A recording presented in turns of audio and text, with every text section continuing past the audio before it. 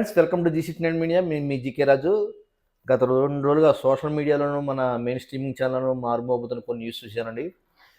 మన ఏలూరులో క్రైస్తవ మహాసభలు అనే పేరిట కొంతమంది బొగడా బ్యాచ్.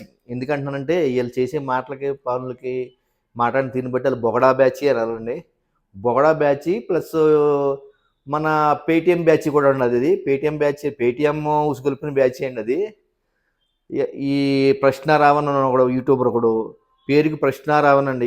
ఈ ప్రశ్నారావణ్ అనుకుంటున్నాడో లేకపోతే రామాయణంలో రావణ్ అనుకుంటున్నాడో నాకు అర్థం అవ్వదు. ఇలా రెచ్చిపోయాడు. ఏదో ఏదో బ్లాక్ అండ్ బ్లాక్ వేసి కలదోడు పెట్టడానికి ఏదో హీరో కింద ఫీల్ అయిపోయి నోటి పవన్ కళ్యాణ్ గారి మీద నోటుకొచ్చినట్టు మాట్లాడి, వ్యంగ్యంగా మాట్లాడి, నువ్వు ప్రశ్నారావణ్ అంటే ఎలా ప్రశ్నించాలి? ఎలా ఒక జర్నలిస్ట్ అంటున్నారు, పైగా జర్నలిస్ట్ అని ఏదో కొన్ని యూట్యూబ్ ఛానల్ జర్నలిస్ట్ అరెస్ట్ చేశారన్నారు. నువ్వు జర్నలిస్ట్ అయితే ఎలా ఉండాలి?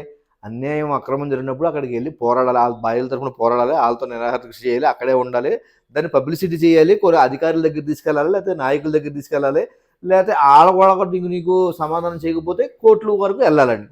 అది ప్రశ్నారావణ్ అంటే. నువ్వు చేసిన ప్రశ్నలు ఏంటి? నీ పేరులోనే ప్రశ్నారావణ్ అన్నప్పుడు ప్రశ్నించాలి, తప్పులేదు, ప్రశ్నించు.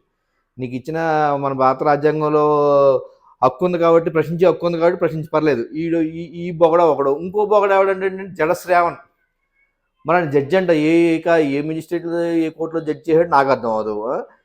రఘురామకృష్ణరాజు మీద అనుచిత మామూలుగా వ్యాఖ్యలు కాదండి. అసలు నిజంగా చెప్పుకోవాలంటే ఏపీలో ఇంటెలిజెన్స్ వ్యవస్థ విఫలమైంది ఫస్ట్ ఆఫ్ ఆల్. ఎందుకంటే ఇలాంటి సభలకి అనుమతి ఇవ్వడం, అసలు ఏం చెప్తారు, ఎలాంటి వాళ్ళు వస్తున్నారో తెలియకుండా ఇవ్వడం, అదొక పెద్ద వైఫల్యం. అది అనుమతులు ఇవ్వడం అనేది.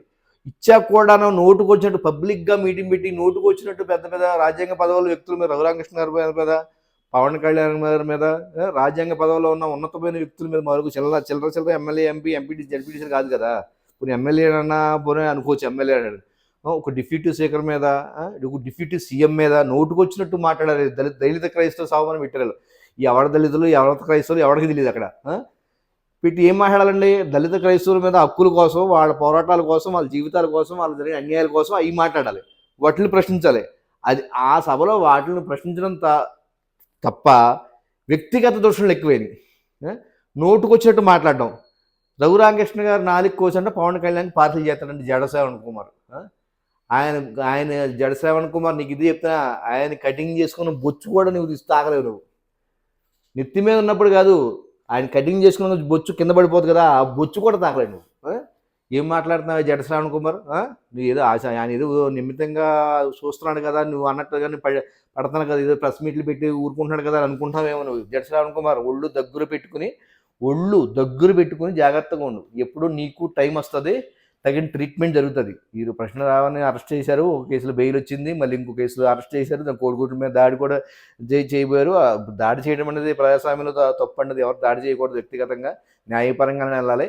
కాకపోతే ఏపీలో ఏంటంటే పోలీసు వ్యవస్థ చాలా విచ్ఛిన్నంగా అస్తవ్యస్తంగా ఉందన్నమాట.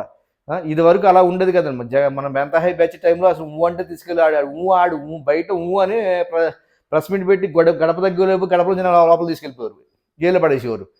మరి అంత బీభత్సంగా ఉండేది. ఆ టైంలో ఎంతో మంది దళితులను చంపేశారు. అప్పుడు ఈ దళిత సభలు ఏమైపోయినావు, ఈ జడశ్రావణ్ కుమార్ అయిపోయి ఈ ప్రశ్నారావణ్ ఎక్కడ దాక్కున్నాడు, రావణుడు శ్రీలంకలో దాక్కున్నాడు ప్రశ్నారావణ్. నీకు దగ్గరికి వచ్చింది ప్రశ్నారావణ్. నువ్వు పెద్ద బోడా బ్యాచ్ గడివి. నేను ఎందుకంటే నేను ఎంత దరిద్రంగా అన్నా, అసలు ఆ వీడియో కూడా తెలుసుకోలేదు, నేను ఎంత దరిద్రంగా తిట్టి, ఎంత చండాలంగా అన్నా కానీ, ఒక నికృష్టుడు నువ్వు. నీ పేరుకి అసలు ప్రశ్నారావణ్ ఎలా పెట్టుకున్నావు అర్థం అవుతుంది. నువ్వు ఏం ప్రశ్న చేస్తున్నావు? ఎవరెవనో మాట్లాడు, రాజకీయాల్లో సహజంగా దోషణలు ఉంటాయి, కానీ వ్యక్తి అంత పర్సనాలిటీగా తీసుకోవాల్సిన అవసరం ఏమొచ్చిందో నాకు అర్థం అవ్వట్లేదు. నీకు తీసుకుని పేటీఎం డబ్బులు బాగా కొంచెం పేటీఎంలో ఎక్కువ టింగ్ మన సౌండ్ ఎక్కువ పడి ఉంటుంది నీకు పేటీఎం బ్యాచ్ నుంచి. ఇదంతా పేటీఎం బ్యాచ్ చేస్తున్న పనే. ఈ పేటీఎం నుంచి నీకు ఎక్కువ వచ్చి ఉంటుంది మొత్తంలో. దానివల్ల నీకు ఎక్కువ నోరు పారేసుకున్న వాళ్ళంటే తక్కువ టైంలో లోపలికి వెళ్ళిపోయావు నువ్వు. నెక్స్ట్ జడశ్రావణ్ కుమార్ కూడా ఉంటుంది. ఆయన ఒక ఎల్ఎల్బీ చేసాడు, లాయర్ అయినా, ఒక జడ్జి అని చెప్పుకుంటాడు. ఆయన ఎలా మాట్లాడాలో, అసలు న్యాయ వ్యవస్థలో ఉండి ఎలా మాట్లాడాలో కూడా తెలియని నీచుకు నికృష్టుడు జడశ్రావణ్ కుమార్. ఏం మాట్లాడు జడశ్రావణ్ కుమార్? 4 కోస్తావా? నీకు ఇష్టం వచ్చిన ఆడు ఈడు అంటావా?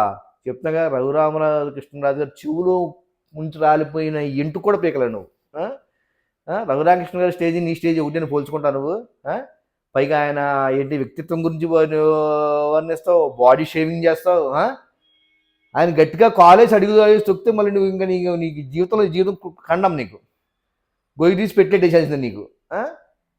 అలాంటి వ్యక్తుల గురించి నీకు బాడీ షేమింగ్ చేస్తావా? ఆయన ఒక కాలు తంతే చాలు ఫీఫా వరల్డ్ కప్‌లో ఫుట్‌బాల్ ఎంత ఎగిరిందో అంత ఎత్తు ఎగురుతావు నువ్వు. నీచకు నికృష్టపు జడ శ్రావణ్ కుమార్ నోరు అదుపులో పెట్టుకుని మాట్లాడిన ప్రశ్నించండి తప్పులేదు. అంతేగాని ఇలా నోటుకొచ్చినట్టు మాట్లాడడం, నోటుకొచ్చినట్టు బిహేవ్ చేయడం, క్రైస్తవ మహాసభలను పెట్టుకోవడం, ఎక్కడ పడితే సభలు పెట్టుకోవడం, నాలుగు బొగడా బ్యాచింగ్ స్టేజ్ల మీద కూర్చోబెట్టడం, నోటుకొచ్చినట్టు షూట్లు వాడు షూట్ వేసుకున్నాడు, వీడు బ్లాక్ అండ్ బ్లాక్ బెర్రీలాగా వేసుకున్నాడు వీడు. నోటుకొచ్చినట్టు మాట్లాడారు. ఏం మాట్లాడారు అసలు? క్రైస్తవుల గురించి మాట్లాడారు మీరు? క్రైస్తవ గురించి మాట్లాడారా? వెనకాల గొర్రెలు వేసుకుని ఆ గొర్రెలు మీరు అన్న తలకాయ ఊపుతారు కాబట్టి ఆ గొర్రెలు ఆ పేరుకి ఆ గొర్రెలు బ్యాచ్ని వేసుకుని మీరు అసలు వాళ్ళకి సంబంధించిన మాట్లాడలా. వ్యక్తిగత దోషంలో మీ సంబంధం ఏంటి అసలు? ఒక్కరైనా మాట్లాడారా అంటున్నాను? ఒక్కరైనా క్రైస్తవ సభకు మన క్రైస్తవులకు అన్యాయం జరుగుతుంది, ఇలా చేయాలి ఎవరైనా మాట్లాడుకున్నారు మీరు? ఎంతసేపు ఆడేమో రాధా మనోహర్ దాస్ గురించి, పవన్ కళ్యాణ్ గురించి, చంద్రబాబు గురించి ఆడు వ్యంగ్యంగా ఆడు మాట్లాడతాడు ప్రశ్నరావణ్ గారు. ఆడి పేరు జోసఫ్. వీళ్ళొచ్చేమో ఈ జడ శ్రావణ్ కుమార్ గాడేమో వీడి పెద్ద లాయర్ అని చెప్పుకుంటూ కోర్టు పని పడాలి, కోర్టుల చుట్టూ వాటి చుట్టూ తిరుగుకుంటూ ఈడు చేస్తాడు. వీడు ఇష్టం వచ్చాడు. ఈ రాజకీయాలు ఎందుకు? న్యాయ వ్యవస్థ మీద నమ్మకం ఉన్నప్పుడు నువ్వు లాయర్ అయినప్పుడు ఎంతవరకు వెళ్ళదు?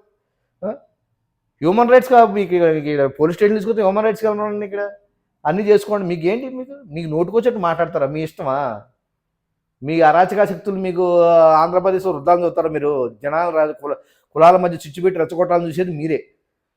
దళిత క్రైస్తవులను పెట్టుకున్నావు. దళితులు ఎవరు, క్రైస్తవులు ఎవరు? నాకు అర్థం అవ్వదు. ఇప్పుడు దళితుడేమో ప్రశ్నారావను, క్రైస్తవుడేమో ఈడు జడ శ్రావణ్ కుమార్. బుద్ధి ఎంతకైనా అన్నం తింటామంటే బుద్ధి జ్ఞానం ఉండాలి. కడుపు అన్నం తింటున్నామా, గడ్డి తింటున్నామా, ఏం తింటున్నామా, ఏం చేస్తున్నావు అసలు మనుషులకు ఉందో లేదో నాకు అర్థం అవ్వట్లేదు మీకు. ఇక నేను నోరు జాగ్రత్త పెట్టుకోండి. మీకు కావాల్సిన ట్రీట్మెంట్ మీకు జరుగుతుంది. కొంచెం గవర్నమెంట్ కొంచెం ఆలస్యంగా స్పందించినా కానీ మీకు త్వరలో కావాల్సిన ట్రీట్మెంట్ మీకు జరుగుతుంది. ఎక్కడైనా పోలీసు వ్యవస్థ మారాలి. ఆంధ్రప్రదేశ్లో పోలీసు వ్యవస్థ చాలా అస్తవ్యస్తంగా ఉందన్నమాట. ఏది కూడా ఇలాంటి వాళ్ళందరినీ ఎంకరేజ్ చేసి అలా చూస్తూ ఉండి అలాగా అసలు స్టేజ్ ఎక్కువ ముందు అరెస్ట్ చేసి లోపల ఆ రోజునే.